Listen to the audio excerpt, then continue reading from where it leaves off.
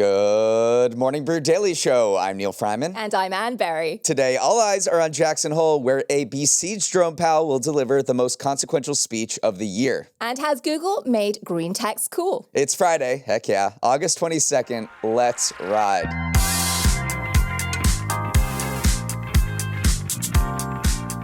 Everyone agrees that in big cities, eating at the most popular restaurants has gotten way out of hand. And by that, I mean, sometimes you have to wait in hours-long lines to get into them. And there's truly nothing more embarrassing than waiting in line to eat at any restaurant, no matter how world famous it is. But not all lines are equally embarrassing. And thankfully, the infatuation created a list of the most embarrassing restaurant lines in America. Here are a few. In New York City, the most embarrassing line to wait in is for Apollo Bagels and Breakfast by Saltzgier. In Austin, it's Franklin's Barbecue. Agree with that. In Chicago, Kasama, a Filipino breakfast place. And in LA, it's the Erewhon Beverly Hills and Community Goods. And what is the longest you'd wait in line for a restaurant? Okay, 30 minutes, I'm heading down the block with one exception. If they're going to bring me a cocktail to sip on while I stand in line, maybe I would suffer for 45. It's truly shameful experience. I waited in line at this place called Four Horsemen in Williamsburg, which is a pretty renowned wine bar and small plates place. And, you know, it was a half hour, but the entire time I was looking over my shoulder and looking at people walking along the street who were looking at me. And I was just thinking to myself, this is the most embarrassing thing in the world. But why were you embarrassed? Because there are an infinite amount of places to eat in this particular square block. And the fact that I'm waiting in line for a particular place because they have some wines that I can't even appreciate was a shameful experience to me. But I got in and it was amazing. So if you can handle that and you just enter the restaurant, it's a perfectly fine experience. Great. So this question is really, is it worth it? Right. Perfect.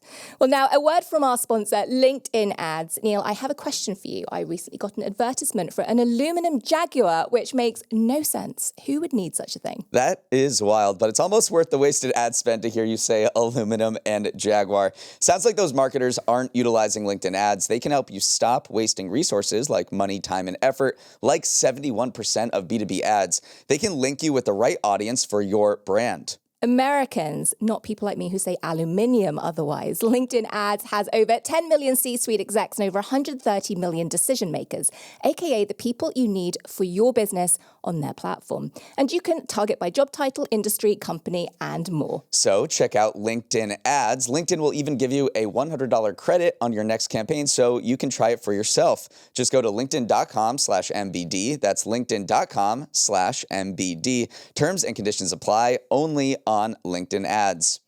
Wyoming may have just 2 escalators, but today it's at the center of the economic universe as Fed Chair Jerome Powell delivers his most important speech of the year in Jackson Hole. In a room adorned with elk antler chandeliers, Powell will give the keynote address at the Federal Reserve's annual symposium in the resort town, and it's going to be a lot more stressful than the best man speech you're preparing.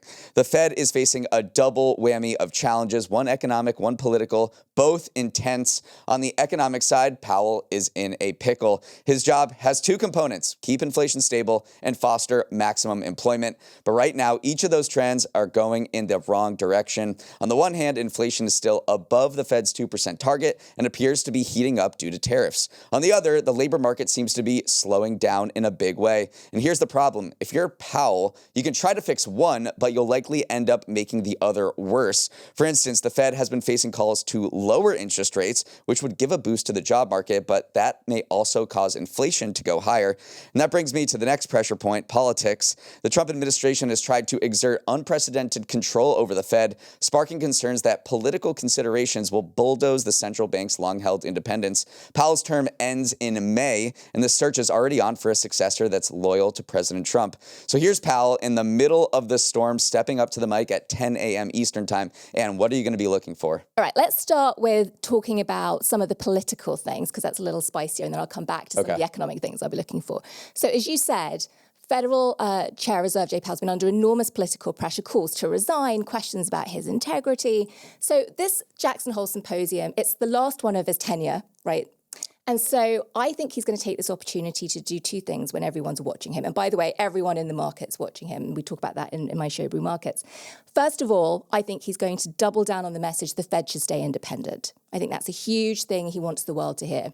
The second thing I think he'll do, I think he's going to give us a laundry list of all of his successes to preserve his legacy. I think he wants articles coming out of this saying, okay, he did stuff right.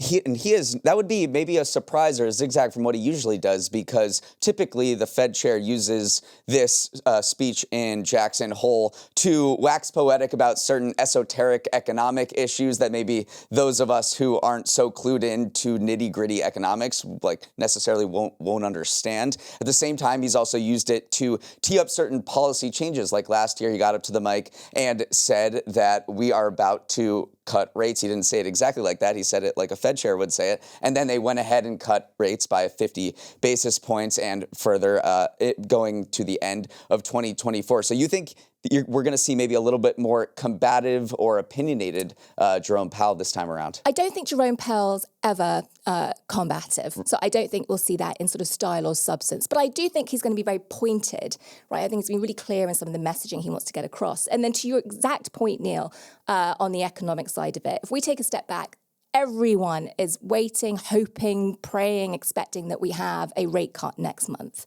Probably 50 basis points is what the market's been betting on.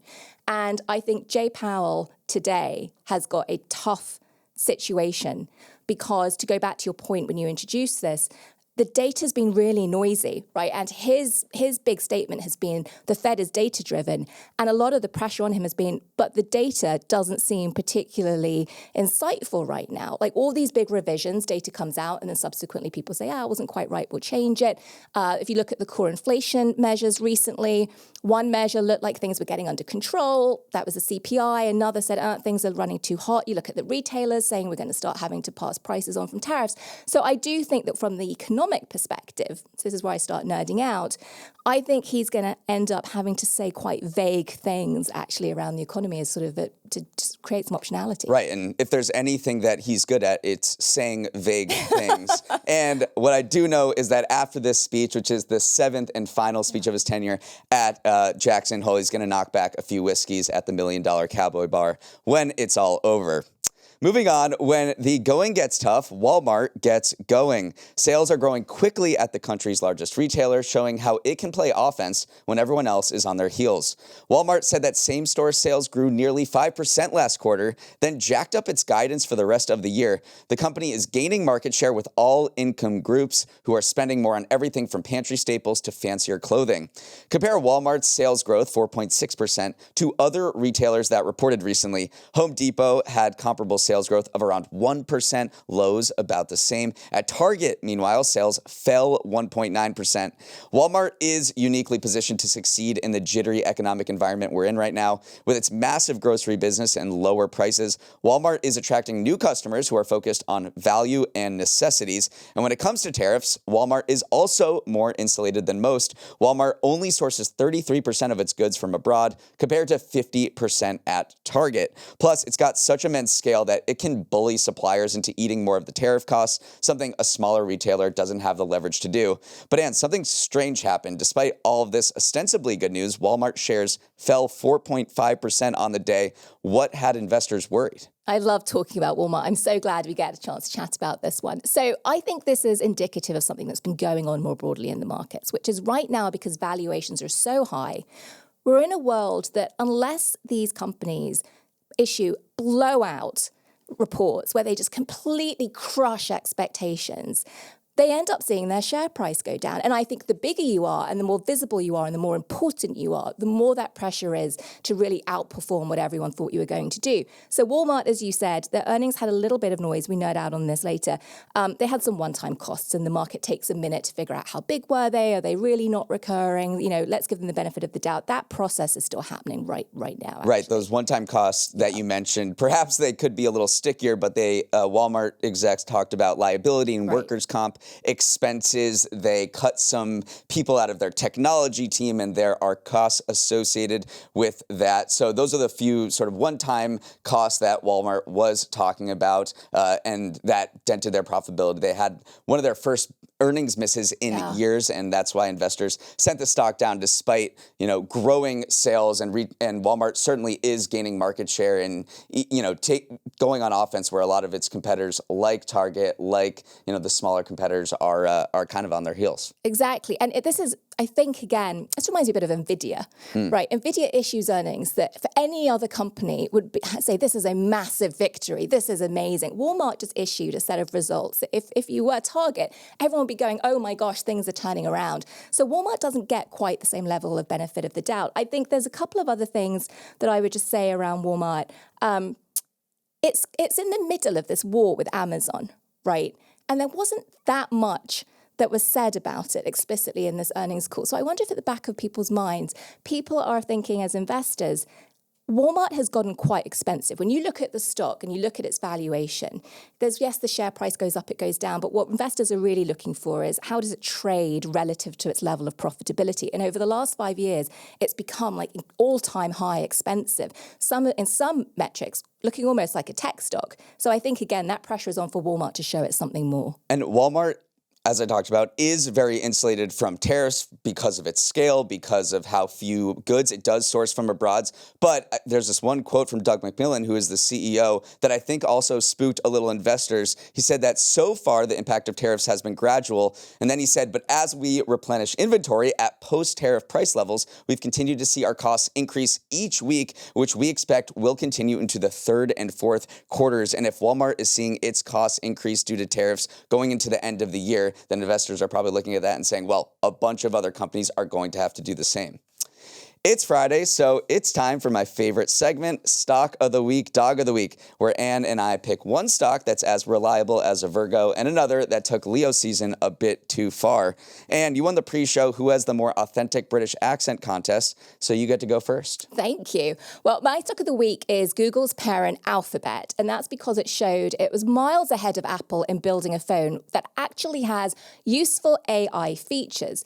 So on Wednesday, Google unveiled its latest smartphone, the Pixel 10, along with a bunch of gadgets, and the hardware didn't impress. By the way, that's not unusual for Google, but the software powering the phone did get everyone to sit up and take notice because it highlighted for the first time how generative AI could actually make your phone experience a whole lot better. There's something called Magic Queue, which gives you timely information from your texts, calendar, and your inbox without you having to ask. So let's take an example. If someone texts you, hey, what was the restaurant you told me you were obsessed with last year and Neal that you were standing in line for? Well, instead of you scrolling back through your message history for 10 minutes, wading through to find it, Google's AI will go find it for you instead, unprompted. Then there's also Camera Coach, which gives you detailed instructions on how to take the kind of photo you want. And the last thing, which I love, is a live language translator. So you can have a phone call with someone who doesn't speak your language, and the AI will almost instantaneously turn your voice into that language speaking instead, which is sort of amazing. Well, all these features are far beyond what Apple currently offers with Apple Intelligence, and CEO at Apple, Tim Cook, largely shied away from making any big AI promises at its developer conference in June. But Neal, the most exciting thing, green texts. Are they cool? No, I think Google here is trying to make green text cool. I still think they are not, but Google could be on the way to achieving something even more important, which is getting billions of people hooked on Gemini, which is its AI model. So we do know that Google makes a phone. That's this hardware component, which is the Pixel. I was a Pixel owner before it was cool. It still isn't cool because it has 3% market share in the United States compared to the iPhone, which has 49% market share. But Google doesn't just make hardware. It doesn't just make the Pixel. It makes Android, the operating software that runs on 3 billion devices all over the world. 80% of all smartphones run on Android. So when it whips out all of these whiz-bang features for AI, it's not just for the Pixel. It is for Samsung's phones. It's for all the Chinese makers that use Android phones. So it's kind of the showcase to say, hey, you're a device maker. When you run on Android, you could adopt these features too. And that way it can get a ton of people using Gemini in a way that people can't use Apple Intelligence or OpenAI, ChatGPT, or Anthropic's Claude. So this is their really kind of under the radar distribution strategy to get Gemini in front of billions of people. That's really incredible. And the idea that you can have this global shift just by virtue of one company making a big statement like this is extraordinary. I have to ask you, did you hang on to your Google phone? I don't have my Google phone. No, I've switched to Apple like most of the rest of my friends, and our group chats are much happier because of it, because I'm not like throttling them. Speaking of Google trying to be cool, one thing that a lot of people remarked upon with its big showcase, this Made by Google event where they released these AI features, where they released the new Pixel, the Pixel 10, was how many celebrities they brought in to pitch it. I mean, they had Jimmy Fallon host this thing. And remember, this is like a product event. Usually you get awkward execs coming up there talking about the different features, but Jimmy Fallon hosted it. They had Alex Cooper there. They had Steph Curry, the Jonas Brothers. People said it was a bit cringe, but they were paying these influencers, these really celebrities, tons of money to promote their products. I think they're trying to go on offense here. Yeah, but you know which celebrity they didn't have? They didn't have Neal Freyman. So, that was a big miss. Not sure it's going to get them the success as a result they want. All right, we have to take a quick break, but up next is Cracker Barrel in self-destruct mode. Okay, my dog of the week is Palantir. Yes, a rare dog designation for a company that was the S&P 500's best performer in the first half of the year. But recently, the high-flying AI stock fell back to earth. Palantir shares are down 13% this week, posting a 6-day losing streak at one point. One reason for the sell-off could be a critical report published by a short seller on Monday. Andrew Left of Citron Research claimed that Palantir's valuation, which is nearly $400 billion, was, quote, detached from fundamentals and analysis. Left compared Palantir to another AI giant, OpenAI, to argue that if Palantir shared the same price-to-revenue multiple as OpenAI, then its shares should be worth $40. They're at $156 now, so he just thinks Palantir is extremely overvalued. A second driver of Palantir's stock slide could be a broader pivot away from big tech stocks. This week, a number of AI-focused companies not named Palantir also fell, like NVIDIA, AMD, and Oracle, suggesting that investors are taking some money out of riskier AI and putting it into so-called defensive sectors like utilities, real estate, and materials. Even Sam Altman, the OpenAI CEO, acknowledged that an AI bubble could be forming. When asked, are we in a phase where investors as a whole are overexcited about AI, he replied, my opinion is yes. Okay, so Palantir, I got to tell you, Neal, I went down the rabbit hole on this one. I went to go find that Citron research report that you mentioned, and it was actually pretty thoughtful in laying out the reasons why Palantir's share price, which I have to confess, I did buy actually when it got really, really expensive. I still thought, you know what, I'm going to sort of take this as a lottery ticket and still see if there's more upside here. It was a pretty thoughtful report. The other one was The Economist, I think, had a headline saying, is Palantir the most overvalued stock of all time? So, I look at this one and I'd love to know what you think, Neal. I think that Palantir is almost becoming the symbol of fear that there's an AI bubble. I don't know. What do you think about that? Well, Palantir did have some remarkable earnings earlier this month. I mean, the CEO, Alex Karp, got up there and said, hey, we just posted our first $1 billion sales quarter. He told the haters to, quote, read them and weep. So it was an impressive quarter, and this company is growing like a weed. I think just from a stock valuation perspective, it was just so beyond the pale. People are like, I've never seen a stock that is this richly expensive ever before in the history of the stock market. And in the Citron Research report, he basically said, look, Karp is doing a great job. I have no problems with this company at all. It's just way too expensive of a stock. And a 13% dip compared to how much Palantir has grown over the past couple of years is really a blip on the radar. I mean, it was up 118% in the first half of the year until until it started dipping. So I am interested more broadly in this pivot away from AI. This week we saw that Meta has paused hiring in that famed AI superintelligence lab. You had Sam Altman come out and say maybe this thing is a bubble. There were some other, overall the stock market does seem to have a little bit of a rotation from the big tech names to more defensive sectors that are more cyclical with the economy, like materials and utilities and housing and healthcare and things like that. I just don't know whether, obviously I don't know anything about what's going to happen to the stock market tomorrow, but you don't know whether this is sort of a short-term rotation or it's a bigger drawdown in these AI stocks that have gone so expensive. Yeah, and I think that adds to the pressure, just to go back to where we started. Tech stocks typically do better in a low interest rate environment or when expectations are that interest rates are going to be low. That's sort of what happens when you're maybe not so focused on cash flow as a sector. And I actually think a little bit of the tech sell-off we saw partly is it a bubble. I actually think Sam Altman's statement was a huge one. Can you imagine, the CEO of OpenAI saying, yeah, I think there's risk that things are overvalued.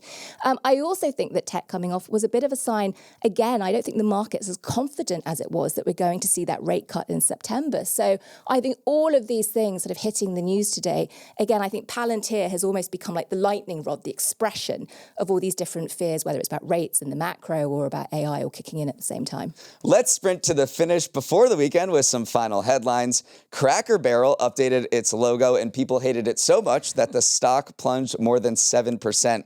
On Tuesday, the restaurant chain released a new logo for the first time in nearly 50 years. It removes the grandpa-looking guy in overalls and the barrel he was leaning on, opting instead for a simplified text of Cracker Barrel overlaid on that familiar yellow background. Leading MAGA figures, including Donald Trump Jr., were particularly apoplectic, calling the rebrand woke and pro-DEI. It's not every day you see a logo change lead to a stock wipeout, but it seems to be the culmination of lots of negativity building up against Cracker Barrel over the past few months. Last year, execs unveiled a $700 million transformation plan to renovate stores and update its menu to bring in newer, younger customers. It's since updated dozens of stores, but those redesigns, which include removing the antiques from the walls, have been bashed by longtime customers who say the brand is losing that nostalgic feel that had them coming in the first place. And is Cracker Barrel in self-destruct mode, or are the critics a vocal minority? Oh, that is such a tough either-or question. So I just want to, as I sort of collect my thoughts, I'm just going to start by saying, Neal, the grandpa-looking guy is clearly a technical term, so I love that description of the logo. To me, look, I think this is a bigger story about what happens when you're a public company and your stock is at the mercy of investors who sometimes have a reaction to what's going on in more of an emotional way than perhaps what the business itself might require. Like, people clearly did not like this logo change. So you and I were struggling right beforehand to think of when did a logo change and the stock go up because people really loved it. I couldn't think of one, could you? No, I mean, it's really difficult to sort of anticipate when this is going to happen.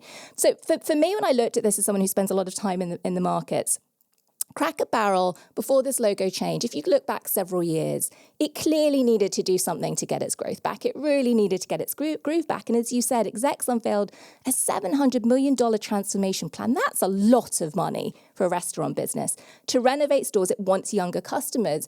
So they're trying. And by the way, public companies don't often try. They don't often make dramatic moves because often they live in fear of responses like this. So you're kind of damned if you do, damned if you don't. If Cracker Barrel did nothing, right, if they didn't make any changes and they continued to sort of straggle along, what would your reaction be? Right. I mean, it is a tough decision for any exec to make. And the CEO has done multiple interviews as this backlash has built and said, look, we are seeing sales increase at these locations that we've updated, especially our employees are so happy with us because when you don't have to dust off all of those antiques or you can't see any dust or dirt on these darkened walls, it's a lot easier to clean. So I think like a good chunk of this, reading between the lines a little bit, is for their employees who they're making their lives a lot easier. But the CEO just went on ABC News a couple days ago and said that the feedback has been, quote, overwhelmingly positive and that people like what we're doing. I don't know how accurate that is, but as long as they're seeing more traffic and more sales at these stores that they're remodeling, then I think they can chalk up this backlash to noise, perhaps until yesterday when the stock plummeted and they actually saw $200 million evaporate from their market value. All right, moving on. Delta and United Airlines are being sued in a proposed class action by passengers who say they paid extra for a window seat, but instead flew next to a blank wall. The lawsuits filed in San Francisco for United and Delta in Brooklyn are seeking millions of dollars of damages for more than the 1 million people at each airline who've been subjected to this. The plaintiffs claim that they paid extra for window seats, which at Delta can run more than $70 compared to a basic economy ticket. But when the passengers got on the flight, they ended up sitting next to a wall. That's because on certain planes, like the Boeing 737, Boeing 757, and Airbus A321, at least one seat that would typically contain windows doesn't have them because machinery is placed there instead, like air conditioning ducts. The lawsuits claim that while airlines like Alaska and American do flag that these seats don't have windows, Delta and United fail to mention it. They're seeking, quote, a refund of the extra fees for all passengers who paid for window seats but never got to look out at the great expanse below. And window or aisle seat? I'm a window person. This has totally happened to me. So whoever it is filing these lawsuits, go get them because I want my check when this comes through.